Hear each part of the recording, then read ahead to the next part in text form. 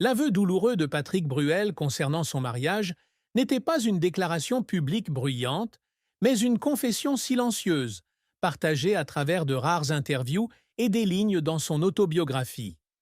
Patrick a rencontré Amanda Stairs, une écrivaine et scénariste talentueuse, en 2001, alors qu'il était au sommet de sa carrière et qu'elle était une jeune femme ambitieuse avec des rêves littéraires. Ils sont rapidement tombés amoureux, un amour si intense que, comme Patrick l'a raconté dans une interview accordée à Paris Match en 2024, seulement 24 heures après avoir rencontré Amanda, il a parlé de vouloir avoir des enfants avec elle. Ils se sont mariés en 2004 et au cours des 3 années suivantes, 2 fils, Oscar et Léon, sont nés, apportant une nouvelle joie et un nouveau sens à la vie de Patrick. Mais dans une interview avec Gala en 2022, Patrick a admis que, malgré leur amour profond, le mariage n'a pas toujours été heureux. La douloureuse vérité qu'il a révélée était que les pressions de leur carrière, leurs différences de personnalité et leurs attentes non satisfaites les ont éloignés, conduisant à leur divorce en 2007, un événement qu'il a décrit comme un échec personnel, mais aussi une leçon d'amour et de maturité. Patrick a déclaré que lorsqu'il a épousé Amanda pour la première fois, il croyait qu'il pourrait surmonter n'importe quel défi grâce à l'amour et à l'engagement. Amanda, avec sa sensibilité et son intellect d'écrivain, lui donne une nouvelle perspective sur la vie, tandis que Patrick, avec sa célébrité et son énergie, lui donne sécurité et inspiration. Mais les premières années du mariage furent pleines de désaccords. Patrick, avec son emploi du temps chargé de tournées, de rôles au cinéma et de projets de production, était souvent loin de chez lui, laissant Amanda s'occuper seule des enfants. Dans son autobiographie, Amanda Stairs écrit qu'elle se sentait comme la femme derrière les projecteurs, un rôle dans lequel elle n'était jamais vraiment à l'aise. Patrick, dans un rare moment d'ouverture avec Le Point en 2024, a admis qu'il n'avait pas réussi à reconnaître les sacrifices d'Amanda et que le manque de connexion pendant ces années était ce qu'il regrettait le plus. Il a dit que, peu importe leurs efforts, leur amour n'était pas assez fort pour surmonter la distance invisible entre deux personnes vivant dans deux mondes différents. La plus grande tristesse dans la vie de Patrick Bruel ne fut pas seulement l'échec de son mariage avec Amanda, mais le sentiment de ne pas avoir pu apporter un bonheur complet à sa famille, en particulier à ses 2 fils, Oscar et Léon. Dans une interview avec Gala 2023, il a partagé que voir ses enfants grandir aux États-Unis, où Amanda a déménagé après le divorce, était indescriptiblement douloureux. Il décrit les jours où il traversait l'Atlantique pour voir ses enfants, les brefs appels vidéo et les moments de leur vie qui lui manquaient, comme les spectacles scolaires ou les matchs de football d'Oscar. Patrick a déclaré que, même si lui et Amanda avaient conclu un accord spécial pour élever leurs enfants ensemble, il ne pouvait pas échapper à la culpabilité de ne pas être là pour eux tous les jours. Cette tristesse s'est accentuée lorsqu'il a pensé à ce qui aurait pu arriver si lui et Amanda avaient trouvé un moyen de maintenir le mariage, la famille dont il avait rêvé qu'elle durerait pour toujours. Cette tristesse ne s'arrête pas à la famille. Patrick a grandi dans une famille dysfonctionnelle, ses parents ayant divorcé alors qu'il était jeune.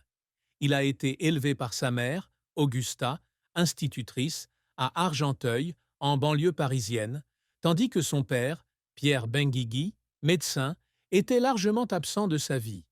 Dans une interview accordée à Voici en 2024, Patrick a déclaré qu'il n'avait retrouvé son père qu'à l'âge adulte et que l'absence émotionnelle de son père avait laissé en lui un vide difficile à combler. Ce sentiment d'abandon a affecté la façon dont il a construit ses relations, lui faisant aspirer à une famille stable, mais en même temps craindre d'échouer en tant que mari et père. Lorsque son mariage avec Amanda s'effondre, cette peur devient réalité, le forçant à affronter de vieilles cicatrices de son enfance. La carrière de Patrick Bruel est un long voyage de créativité, de persévérance et de capacité à surmonter l'adversité. D'un jeune homme rêvant de devenir footballeur, il est devenu l'un des artistes les plus vendeurs de France, avec plus de 14 millions d'albums vendus en 2023. Son parcours a commencé à la fin des années 770, lorsqu'il a fait ses débuts d'acteur dans le film d'Alexandre Arcadie, Le coup de Sirocco. Ce rôle, bien que petit, lui a ouvert les portes de l'industrie du divertissement. Mais c'est dans la musique qu'il a trouvé sa véritable vocation. En 1982, il sort son premier single vide, mais il ne rencontre pas de succès. Ce n'est qu'en 1984, avec Marre de cette nana-là, qu'il réalise un tournant, lorsque la chanson atteint des positions élevées dans les charts et lui attire l'attention du public. Son album, Alors Regarde, sorti en 1989 et qui comprenait des tubes comme Casser la voix et Place des grands hommes, le propulsa au sommet, se vendant à plus de 3 millions d'exemplaires et devenant l'un des albums emblématiques des années 1990. Les années 1990 et 1990 ont vu l'ascension fulgurante de Patrick, avec des albums tels que Bruel, 1994, Juste avant, 1999, et Entre deux, 1202, où il a expérimenté des genres allant du rock, de la pop, à la musique traditionnelle française. Il reçoit la victoire de la musique du meilleur artiste masculin en 1992 et continue de s'imposer avec des rôles dans des films tels que PROFS 1985, La maison assassinée 1988 et Le prénom 1012, où il est nommé au César du meilleur acteur. Son implication dans le programme Les Enfoirés depuis 1993 ainsi que son rôle de producteur d'huile d'olive et de vin au domaine Léos en Provence, démontrent encore davantage sa polyvalence et son dynamisme. Son plus récent album, Encore une fois, 2022, ainsi qu'une tournée en 2024, prouvent qu'à 65 ans, Patrick est toujours un artiste dynamique, aimé par un public de toute génération. Mais la carrière de Patrick n'a pas été sans revers. Le premier album de Face, 1986, ne s'est vendu qu'à 20 000 exemplaires, un chiffre décevant par rapport aux attentes. Des déclarations controversées, comme ses critiques publiques de la presse dans les années 1980, lui ont valu d'être ostracisé par les médias et de perdre une partie de son public. Un autre revers fut un grave accident en 2020 lorsqu'il tomba d'une scène de 2,5 mètres de haut lors d'une répétition des Enfoirés, ce qui lui causa une déchirure du ligament du genou et l'obligea à suspendre toutes ses activités. La même année, il contracte la Covid-19, une expérience qu'il décrit dans Midi Libre comme « un coup dur pour le corps et l'esprit ». Les critiques sur son style de chant ou son apparence, notamment lorsqu'il changeait de coiffure ou paraissait fatigué pendant une maladie, le blessaient également, même s'il essayait toujours de les transformer en motivation. Les moments qui font pleurer Patrick sont souvent associés à des efforts pour surmonter des difficultés.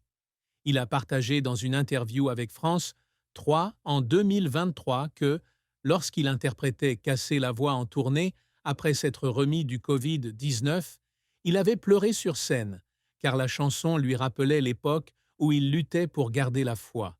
Une autre fois, alors qu'il recevait le soutien du public lors de l'émission. On s'était dit « rendez-vous ». Avec Patrick Bruel sur France 3 en 2023, il avait été ému d'entendre des témoignages de fans qui affirmaient que sa musique les avait aidés à traverser des moments difficiles. Ces larmes n'étaient pas seulement une expression de tristesse, mais aussi une libération après des années de lutte pour maintenir sa passion, même lorsque son cœur était brisé. La vie de Patrick Bruel a été remplie de nombreux défis difficiles, allant de la perte personnelle aux pressions professionnelles.